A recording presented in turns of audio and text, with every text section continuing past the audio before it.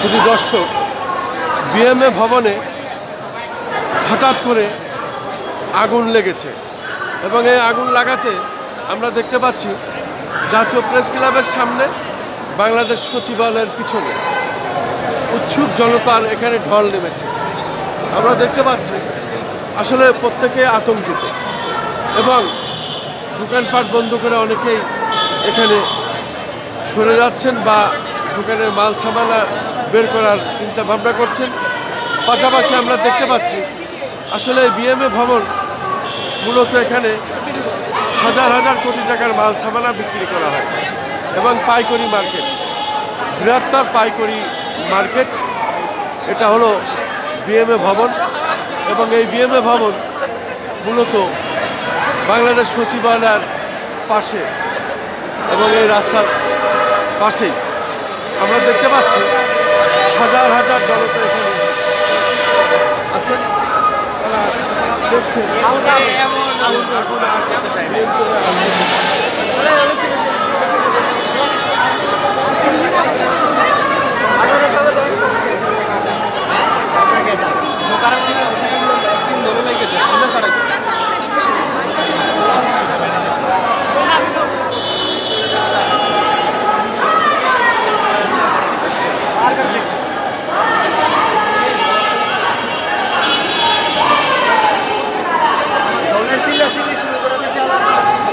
মূলত Bangladesh medical association এখানে, এবং আমরা দেখতে পাচ্ছি এই মার্কেট থেকে প্রত্যেকেই দ্রুততার সাথে নেমে আসছে এবং আগুন কতক্ষণ লাগেছে জানেন? 5 মিনিটের মতন হয়েছে আর কি। নিয়ন্ত্রণে আসছে? নিয়ন্ত্রণে আসছে, ওই যে আসছে। 5 মিনিট হলো আগুন লেগেছে, নিয়ন্ত্রণে আসছে। এখন নিয়ন্ত্রণে আসছে। হাজার হাজার জনতা এখানে সব দোকান বন্ধ করে নেমে গেছে আর কি। সবাই দোকান বন্ধ করে নেমে হানালা দিয়ে সবাই বিপদ মুক্ত। এখন বিপদ মুক্ত। আর কি। উপরে দেখেন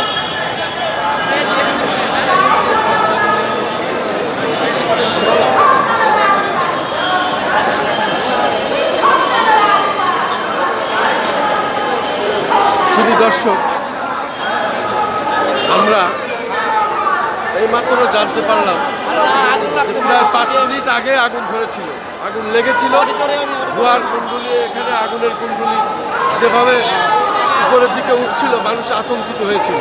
যেহেতু বাংলাদেশ সচিবালয়ের পাশে জনগুরুত্বপূর্ণ এই বিএমএ ভবন, এবং আমরা দেখতে পাচ্ছি রাস্তায় তাৎক্ষণিকভাবে হাজার হাজার লোক এখানে নেমে আসেন এবং এই মার্কেটের অনেকেই নেমে আসেন আসলে আগুন যদি আরও বড় আকার ধারণ করে, কিন্তু তা হয়নি।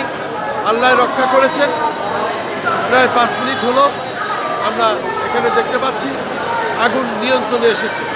ফায়ার সার্ভিসকে খবর দেওয়া হলেও এটা আসলে নিভে গেছে এবং আগুন এখন আর নাই, ধোঁয়াও থেমে গেছে।